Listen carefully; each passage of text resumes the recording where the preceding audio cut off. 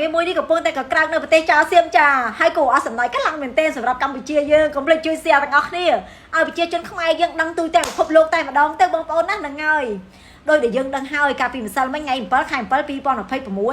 រដ្ឋមន្ត្រីការពារជាតិរបស់ប្រទេសចៅសៀមដែលខ្ញុំហៅថាជាប់នឹងវាបានប្រកាសប្រាប់អ្នកសារព័ត៌មានថាចេះកម្ពុជានិងថៃមិនអាចផ្ដាច់ទំនាក់ទំនងពីគ្នាបានទេដោយសារតែប្រជាជននៃភាគីទាំងពីរហ្នឹងគឺមានទំនាក់ទំនងស្អិតរមួតខ្លាំងណាស់បងប្អូនមានអីថ្ងៃនេះថ្ងៃទី8 ខែ 7 2026នេះនាងស្រីជនជាតិថៃនេះគេចេញមកនិយាយវីដេអូគេថាចេះខ្ញុំឆ្ងល់ណាស់ហេតុអ្វីបានចេះនិយាយថាកម្ពុជានិងថៃមិនអាចផ្ដាច់ទំនាក់ទំនងគ្នាបានហេតុអ្វីដូចតែយើងដឹងហើយឃើញហើយឮហើយបច្ចុប្បន្ននេះប្រទេសទាំងពីរប្រជាជនទាំងពីរគឺមិនត្រូវគ្នាទេតើអ្នកឯងនិយាយពាក្យហ្នឹងអ្នកឯងបានទទួលផលប្រយោជន៍អីពីកម្ពុជា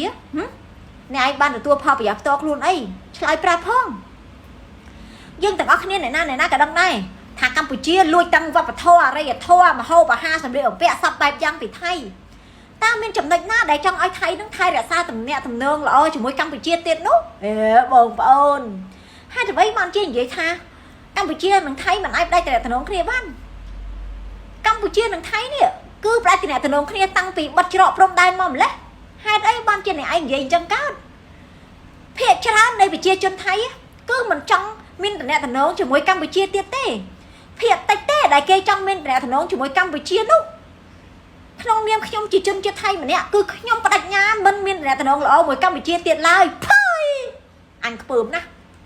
ក្នុងនាមអញជាប្រជាជនខ្មែរម្នាក់អញមិនត្រូវការមានទំនាក់ទំនងជាមួយពួកមីចៅអាចៅឯងទៀតទេយល់ទេហើយកម្ពុជាមិនថាក្នុងប្រទេសក្រៅប្រទេសភាគច្រើនក៏អញ្ចឹងដែរនេះកពូចៅសៀមនេះកពូចៅតចំនួន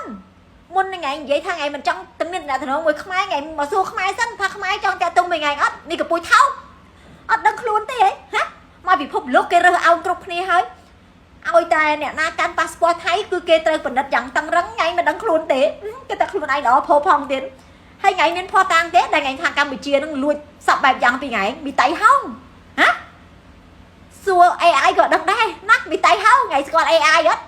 បងប្អូនជួយ share វីដេអូឲ្យច្រើនដើម្បីឲ្យមីតៃហោងមួយនេះវាបានឃើញមានរូបអក